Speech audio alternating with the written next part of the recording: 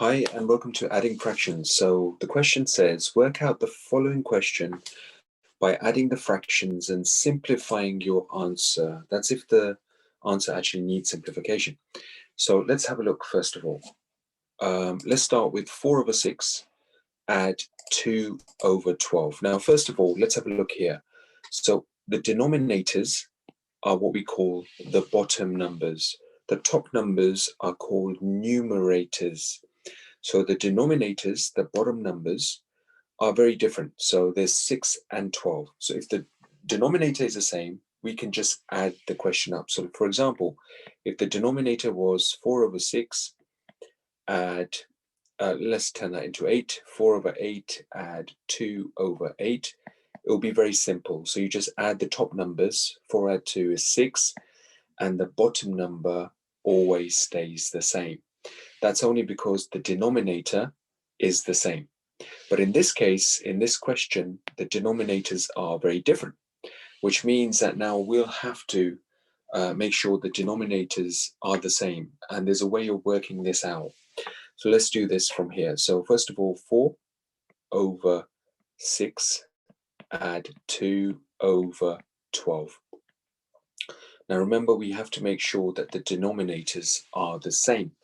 So let's, for example, now get a big number, one number where both 6 and 12 can divide into very easily. So one multiple, one big number, which 6 and 12 can divide into very, very easily. Let's go for 12. Let's make the two denominators 12, because 12 times 1 is 12. And 6 times 2 is also 12.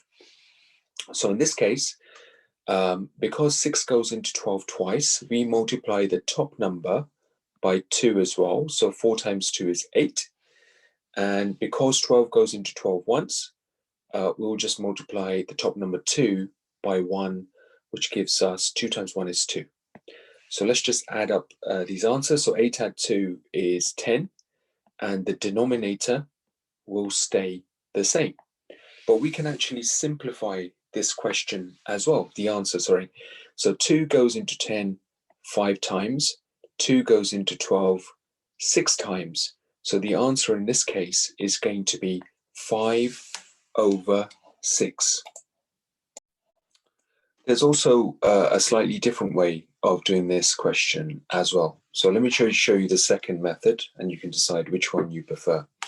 So with the second method, what we're going to do is we will multiply the two bottom numbers together. So 6 times 12 is 72.